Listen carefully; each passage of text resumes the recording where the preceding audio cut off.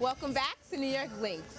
Here's Jeanille Bonterre with this week's Caribbean news and headlines. Topping up our headlines today, a U.S. $33 million project for Haiti's first airport hotel will break ground by the end of this year and be completed by mid-2012, marking the first new major investment for the country since the January 12th earthquake. The Wind Group managing partner, Yuri Mevs, said not only will it provide badly needed hotel and conference facilities, but it will also employ hundreds of local workers in desperate need of generating revenue to support themselves and their families. The project will be completely self-contained with on-site power plant, water treatment, sewage, and will be built to meet or exceed all international earthquake standards. The UN Special Envoy to Haiti and co-chair of the Interim Haiti Reconstruction Commission, former U.S. President Bill Clinton, said the venture is one example that the numerous facets needed to rebuild Port-au-Prince are slowly getting underway.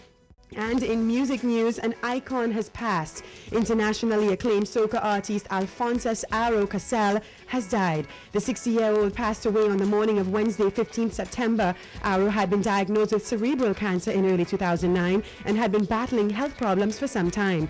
In their statement to the press, Aro's family thanked everyone for their support during his period of illness.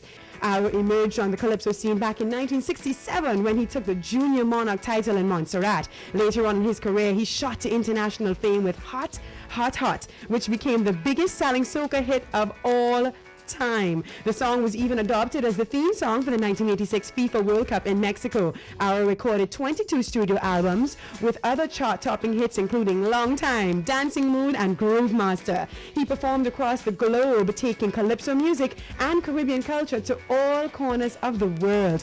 Aro is a Caribbean icon who will be truly missed, but his legacy lives through his sweet soca music. And in other music news, in Kingston, Jamaica, a government-led crackdown on violent and explicit sexual lyrics has stalled reggae music's 20-year decline into what has been called murder music.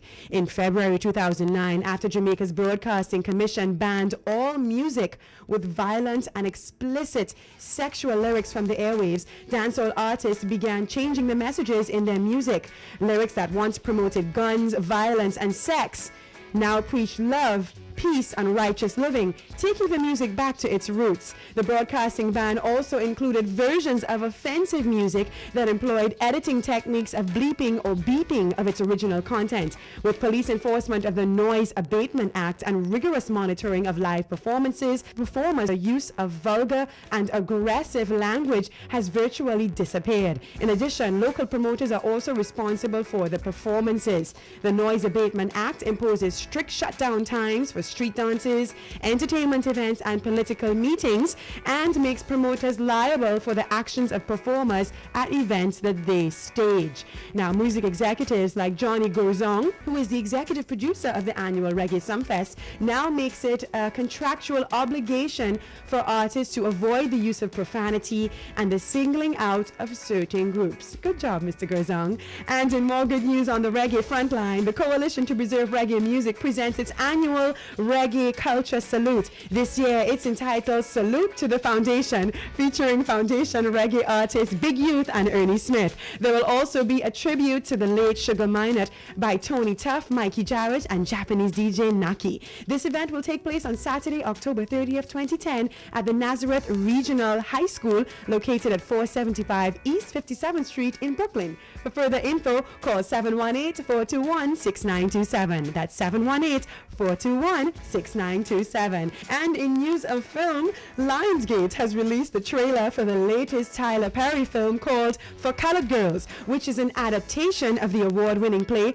For Colored Girls Who Have Considered Suicide When the Rainbow Is Not Enough, written by poet, writer, and teacher Enzaki Shange in 1975. The play is a collection of 20 poems dealing with love, abandonment, rape, abortion, and more, told by 7 different women who are identified only by color. Perry's version has given names to the women and is described as a poetic exploration of what it is to be of color and a female in this world. The Tyler Perry adaptation features a star-studded cast including Anika Noni Rose, Kerry Washington, Janet Jackson, Kimberly Elise, Felicia Rashad, Loretta Devine, Tessa Thompson, Whoopi Goldberg, Macy Gray, and Thandie Newton. It is scheduled to hit theaters on November 5th. We'll keep you posted on that and all your latest Caribbean and Caribbean American news right here on One Caribbean Radio 97.9 HD2 and ZYNC TV New York Links. I'm Jeanille Bonterre. I'll be with you again for another report. Keep it locked right here.